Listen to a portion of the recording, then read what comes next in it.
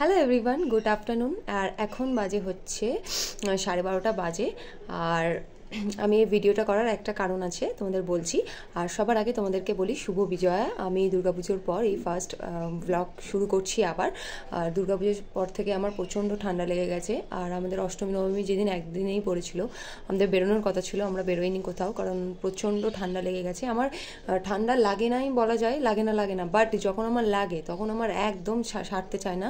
Even এখনও লক্ষ্মী পুজোও পেরিয়ে গেছে, এখনও আমার ঠান্ডাটা একটু কমেছে, মাঝে সাঝে একটু গলাটা ব্যথা করে। ব্লগটা আমি যেই কারণে আজকে করছি, তো সেটা হচ্ছে আমি কয়েকদিন ধরে ভাবছিলাম যে আমার অনেক হেয়ার ফল হচ্ছে। প্রথমত অনেক দিন ধরেই হচ্ছে, দেখতে পাচ্ছ এখানে আমার কিন্তু এতটা ছিল না, মানে সামনের দিকে দেখতেই পাচ্ছ এখানে কোনো ফিল্টার নেই, ঠিক আছে? তো দেখতেই পাচ্ছ সামনের দিকে আমার কতটা চুল পড়ে গেছে, মানে আমার প্রচণ্ড পুজোর আগে থেকে আমার প্রচণ্ড হেয়ার ফল হচ্ছে, প্রচণ্ড। সেই জন্য দুর্গাপুজোর পর আমি দুর্গাপুজোর সময় আমি চুলটা কেটে দিয়েছি, একদম ছোট ছোট করে নিয়েছি, আমার এত হেয়ার ফল হচ্ছে। অনেক দিন ধরেই ভাবছিলাম যে একটা তেল বানাবো, তো তোমাদের সাথেও সেটা শেয়ার করব।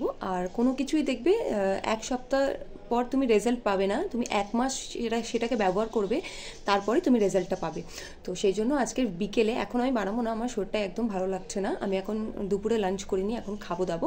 তো সন্ধ্যাবেলায় আমি একটা তেল বানাবো, তো সেটাও আমি তোমাদের সাথে শেয়ার করব। আর ভিডিওটা করার আরেকটাই কারণ হচ্ছে, আমি তোমাদেরকে এটা দেখিয়ে দিলাম, আর আমি 1 মাস পর যখন তেলটা ব্যবহার করব, তখন আমি তোমাদেরকে রেজাল্ট দেবো যে মানে অ্যাকচুয়ালি তেলটা সত্যি কাজ করে কিনা। এত তো সোশ্যাল মিডিয়াতে এত কিছু দেখি আমরা যে এইটায় ব্যবহার করলে এই রেজাল্ট পাওয়া যায়, তো আমিও একটা দেখেছি। তো সেটা আমি বিকেলেই তোমাদের সাথে শেয়ার করব। তো দেখতেই পাচ্ছ কতটা আমার চুল পড়ে গেছে। আর আমার পার্সোনালি এই প্রবলেমটা হয়, আমি জানি না সবার হয় কি না। তো আমার যেটা হয় হচ্ছে, আমার যদি মাথা প্রচণ্ড নোংরা হয়ে যায়, তো আমার তখন মুখে এরকম এত ব্রণ বেরোতে থাকে। তো এটা আমার কিছু করার নেই, এটা আমি দেখেছি যখনই আমার মাথা নোংরা থাকে তখনই এটা হয়। আর যেহেতু দুর্গাপুজোর পর থেকে আমার ঠান্ডা লেগেছে, আমি শ্যাম্পুটা করতে পারিনি, কারণ আমার মাথা ফাতা প্রচণ্ড ভার হয়েছিল। এখনও আমার মানে মনে হচ্ছে আমার কফ জমে আছে, আমি কাশছি প্রচণ্ড। তো সেই জন্য আমি শ্যাম্পু করতে পারিনি, আমি কালকে করেছিলাম শ্যাম্পু। আর প্রত্যেক বছর লক্ষ্মী পুজোতে বাড়ি যাই, এই বছর আমার বাড়িও যাওয়া হয়নি, কারণ প্রচণ্ড ঠান্ডা লেগেছে। আমি এই নারকেল তেলটা ব্যবহার করছি, এটা আমার দিদি আন্দামান থেকে এনেছিল। আমার দিদি যখন থেকে মানে আন্দামান থেকে কলকাতায় এসেছিল, তখন এই নারকেল তেলটা এনেছিল, প্রচণ্ড মোটা নারকেল তেলটা। আমি এইটা ব্যবহার করছি, তোমরা যে কোনো ব্যবহার করতে পারো। তো চলো এবার কিভাবে করি। তো এখানে নারকেল তেল নিয়েছি, এখানে মেথি না, এটা কারি পাতা, আর এটা হচ্ছে মেথি 3 চামচ, আর এটা হচ্ছে কালো জিরে 2 চামচ। তো আমি এইটা মেথি আর কালো জিরেটা, এটাকে আমি এখন মিক্সারে দিয়ে গুঁড়িয়ে নেবো, পেস্ট করে নেবো। আমি যে এখানে কালো জিরে আর মেথি যে গুঁড়ো করে রেখেছিলাম, পাউডার করেছিলাম, সেটাকে আমি দিয়ে দিলাম। এখনও কিন্তু আমি গ্যাসটা অন করিনি।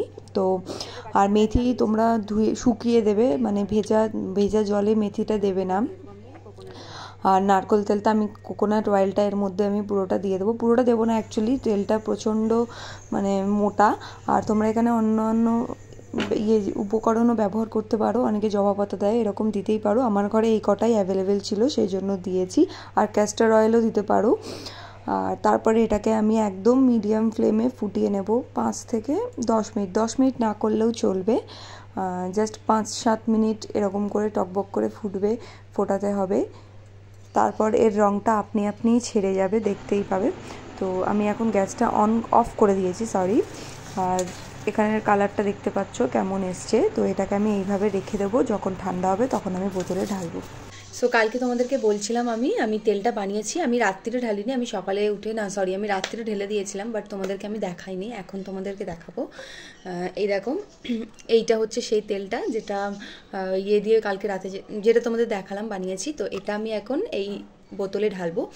আর এই বোতলে কিন্তু কোনো তেল নেই, দেখো আমি চাপছি, এই বোতলে কোনো তেল নেই, এটা অনেক দিন আগেই খালি হয়ে গেছে, আমি রেখে দিয়েছিলাম, কারণ এইটা দিয়ে না, এইগুলো দিয়ে স্ক্যাল্পে সুন্দর করে তেলটা লেগে যায়, সেই জন্য আমি এই বোতলটা, ইন্দুলেখার বোতলটা ফেলিনি, এর মধ্যে আমি এই তেলটাকে ঢেলে নেব।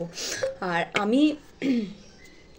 আমি এটাতে মানে এই তেলটা চা ছেঁকনিতে ছেঁকেছি, মানে প্লাস্টিকের যে চা ছেঁকনিগুলো আছে ওখানে ছেঁকেছি। তো তোমরা ওইটাতে ছেঁকো না, আমি যেটা বলবো, কারণ এই তেলের না তলার দিকে আমার একটুখানি গুঁড়োগুলো মানে ওই কালো জিরে যেটা বেটেছিলাম, কালো জিরার মেথি, সেটা একটুখানি পুড়ে গেছিলো, তো ওই ছোটো ছোটো কণাগুলো ওর মধ্যে চলে গেছে। তো তোমরা যদি তেলটা বানাও তাহলে তোমরা কাপড়ে তোমরা করার চেষ্টা করবে, যাতে কাপড়ে মানে ছাকার তেলটা। তো আমি এখন তোমাদের সামনে এই তেলটা অ্যাপ্লাই করে দেখাবো।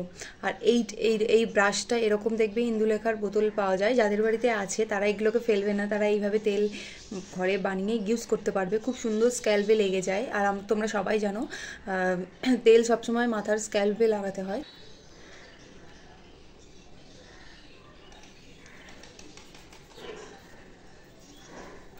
আমি এইভাবে সারা প্রত্যেক মাথার সব জায়গায় লাগিয়ে দেবো এইভাবে তেলটা।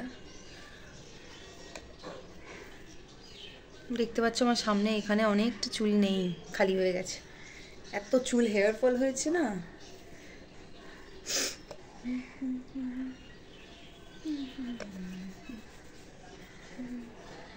সো আমি ভালো করে চুলে দেখো মেখে নিয়েছি তেলটা, ভালো করে আমার স্ক্যাল্পে ভালোভাবে মেখে নিয়েছি।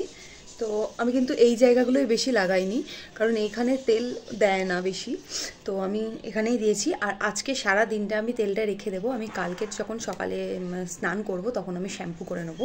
সো আমি তো আজকে এটা মাখলাম, তো জানি না এর রেজাল্ট কি হবে। আর আমি বললাম যে 1 মাস পর আমি তোমাদেরকে বলবো, মানে তেলটা রিভিউ দেবো সত্যি এই তেলটা ভালো কিনা। এখন চুলটাকে আমি বেঁধে রাখবো।